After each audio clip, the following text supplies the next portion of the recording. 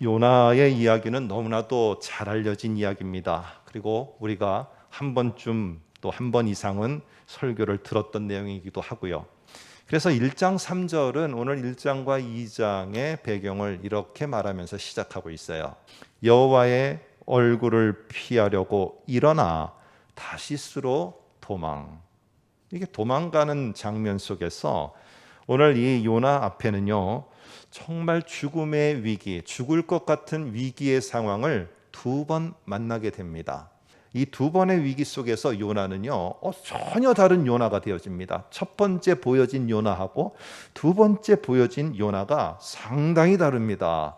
그런데 그 달라진 모습이 무엇이고 달라진 것 속에서 우리들에게 주는 메시지는 뭔가 한번 같이 생각해 보려고 합니다. 첫 번째, 이 하나님의 낯을 얼굴을 피해 도망하다가 오늘 그가 만난 정말 힘든 위기, 위험한 순간은 무엇이었느냐 하면은 풍랑의 위기였어요. 한번 우리가 참고로 1장 10절을 볼까요? 이렇게 말합니다. 자기가 여호와의 얼굴을 피함인 줄을 그들에게 말하였으므로. 이러면은 요나만 그런 게 아니라 우리들도 어떤 생각을 하게 될까요? 물론 당연히 요나도 그랬던 것 같습니다. 요나는 이런 것들을 다 연관해서 내가 종합해 보니까 내가 맞닥뜨린 첫 번째 큰 위기, 이 풍랑의 위기는 내가 불순종했다가 하나님이 그런 불순종한 나를 보고 징벌하고 심판하시는구나, 이렇게 판단할 수 있겠죠.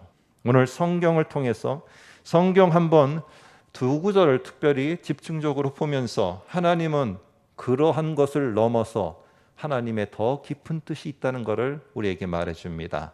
1장 4절을 한번 볼까요? 1장 4절에 보니까 이렇게 말합니다. 여호와께서 큰 바람을 바다 위에 내리심에. 1장 6절도 볼까요? 1장 6절에 보면은 선장이 그에게 가서라는 말이 나와요. 그 다음이 자는 자여 어찌함이냐? 그 다음 말이 일어나서, 일어나라 라는 말이 나오고, 내 하나님께, 우리 성경에는 구하라 라고 되어 있지만은 1장 2절하고 비교를 하기 위해서는 더 분명한 번역은 여기에 하는 것은 외치라 라는 말입니다. 가라, 일어나라, 외치라. 이 말은 1장 2절을 보세요. 이 말은 하나님이 이 요나에게 니느웨로 가라는 메시지를 전할 때 중요하게 썼던 세 단어예요.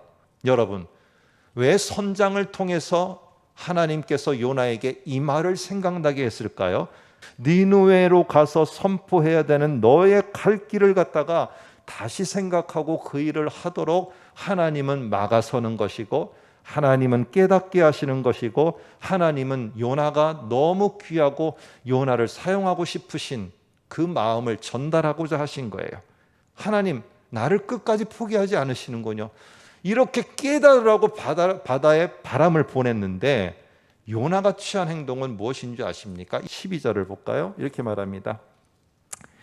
나를 들어 바다에 던지라. 그리하면 바다가 너희를 위하여 잔잔하리라. 다 자기가 판단하고 자기가 생각한 거예요. 여러분, 하나님이 오늘 바람을 보내서 이 요나를 막아세우고 하나님이 원하는 마음이 뭔지를 알기를 원했어요. 그런데 요나는 그걸 거부해버리고 나 차라리 죽겠습니다 하고 뛰어들어 버렸어요. 그러면 많은 사람들은 문제가 해결됐고 다 좋았다? 천만의 말씀이요.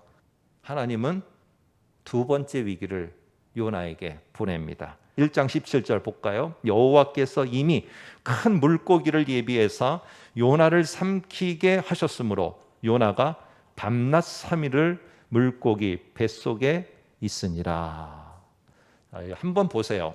요나의 여정을 이 요나서 1장하고 2장에서는 어떤 단어를 주로 쓰느냐 하면은 이 내려가다라는 말을 통해서 요나가 계속 그 인생이 밑바닥으로 곤두박질 치고 있다는 것을 이 내려가다라는 단어를 통해서 말해주고 있어요. 1장 3절에 보니까 욥바 항구로 하나님의 얼굴을 피해 도망가려고 내려가고 있어요. 그 다음에는 배 가장 밑바닥으로 내려갔어요.